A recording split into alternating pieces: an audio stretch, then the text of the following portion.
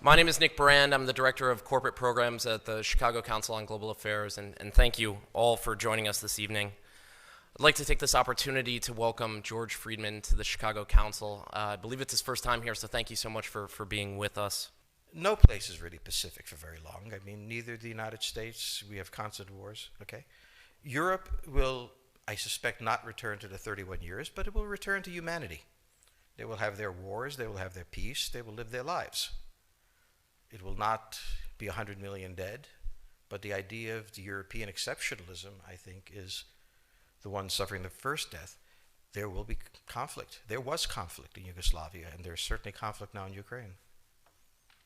As to the relationship to the United States, we no longer have a relationship with Europe.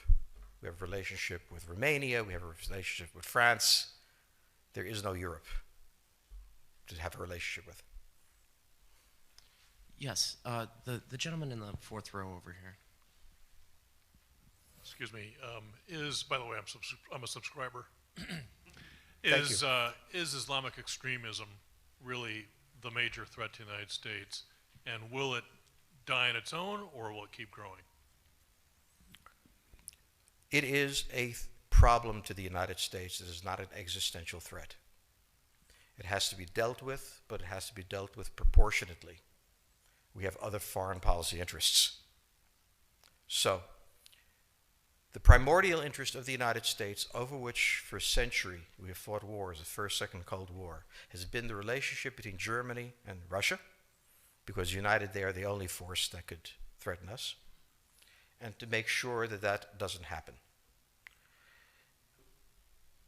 If you're a Ukrainian, is essentially reach out to the only country that will help you, which is the United States.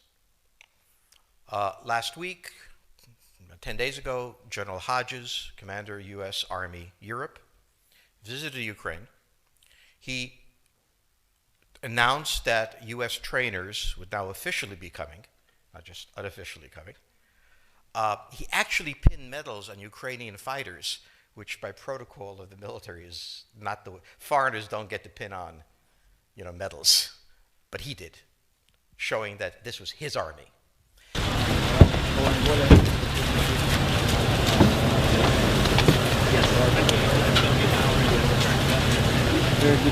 Дуже радий вас зустріти. Бригадний генерал Куц, він головний лікар всіх сухопутних військ США в Європі. Заступник начальника центру з клінічної роботи, з лікувальної роботи. Deputy Commandant of... Перебили вам ваш час. This is the symbol for U.S. Army Europe. Це є знак сухопутних військ США в Європі. And on the back it says presented for excellence. І на звороті там сказано, що вручено особисто головнокомандуючим сухопутних військ США в Європі за високі досягнення, за чудову підготовку. Okay. I'm proud of your service for your country. Я горжуся вами, горжуся вашою службою на благо свого народу і своєї держави.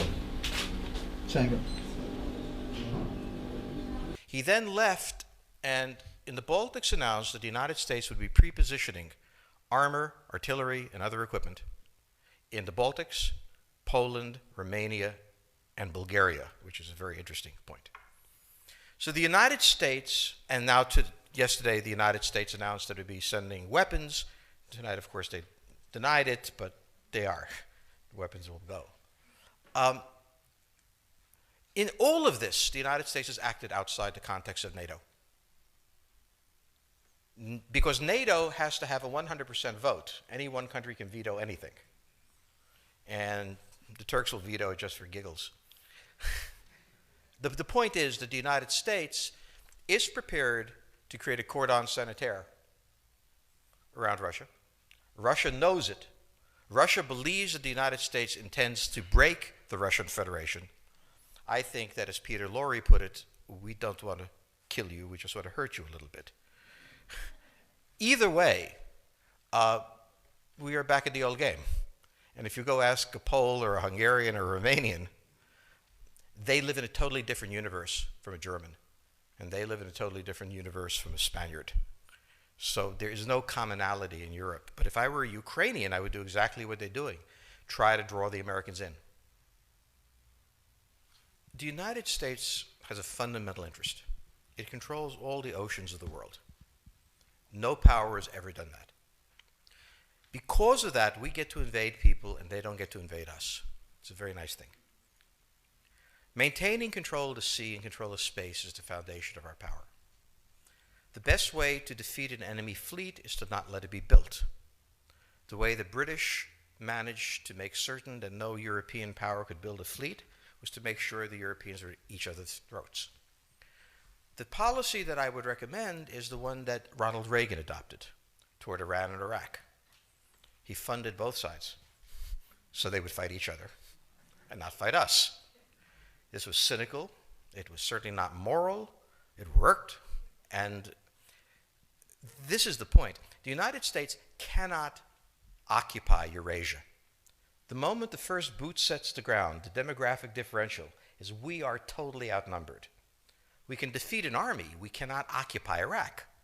The idea that 130,000 men would occupy a country of 25 million, well, the ratio in New York of cops to citizens was greater than we had deployed in Iraq.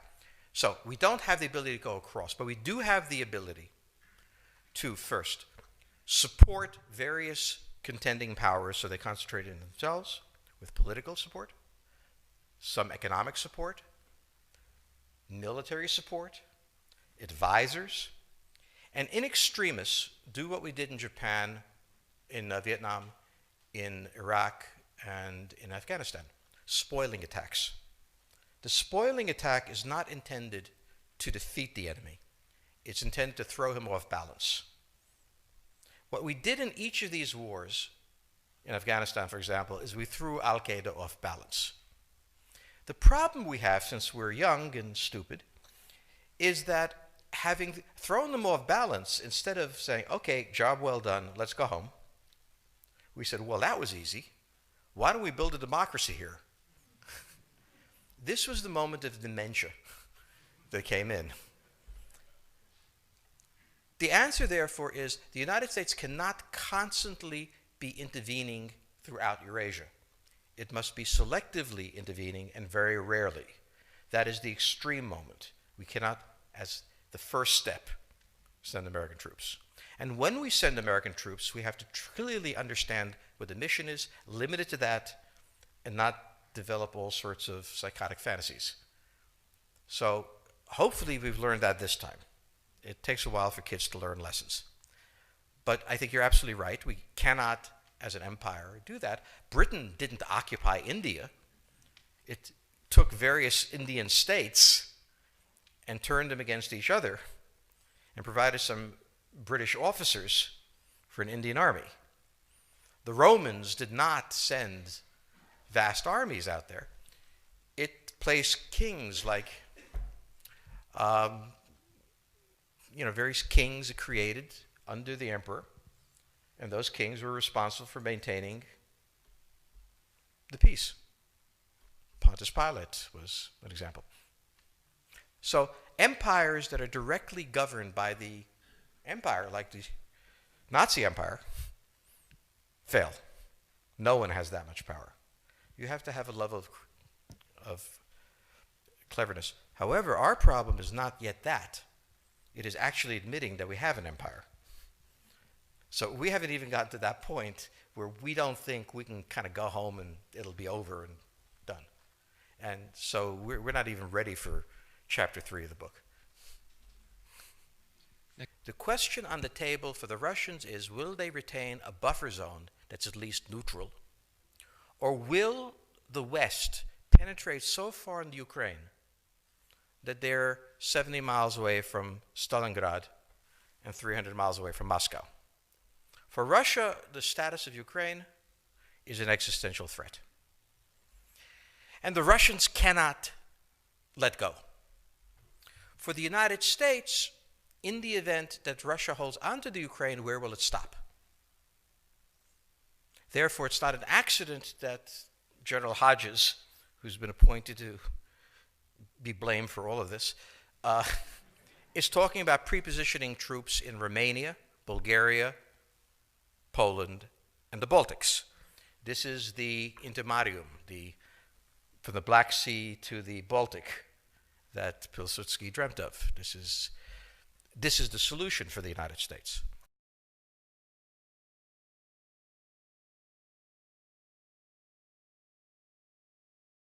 The issue to which we don't have the answer is, what will Germany do? So the real wild card in Europe is that as the United States builds this cordon sanitaire, not in Ukraine, but to the west, and the Russians try to figure out how to leverage the Ukrainians out, we don't know the German position. Germany is in a very peculiar position. Its former Chancellor, Gerhard Schroeder, is on the board of Gazprom.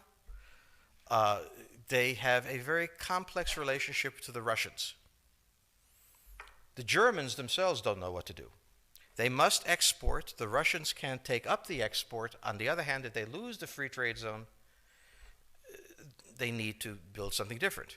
For the United States, the primordial fear is Russian capital, Russian technology, German technology and German capital, Russian natural resources, Russian manpower, as the only combination that has for centuries scared the hell out of the United States. So how does this play out? Well, the U.S. has already put its cards on the table. It is the line from the Baltics to the Black Sea.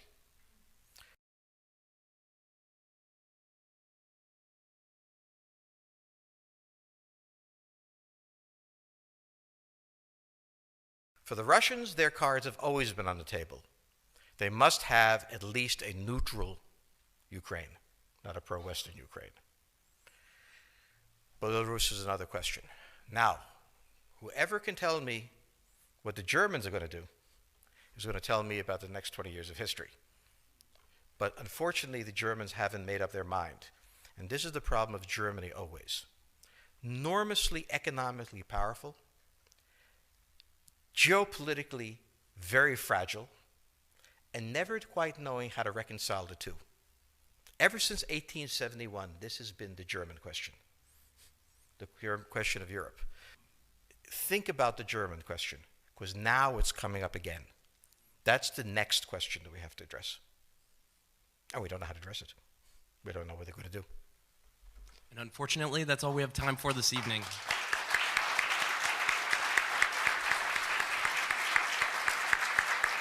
Thank you so much. Thank you so much, George Friedman. He'll be signing copies of his book in the rear of the room. Thank you as well to the Chicago Club for co-sponsoring this evening. Good night.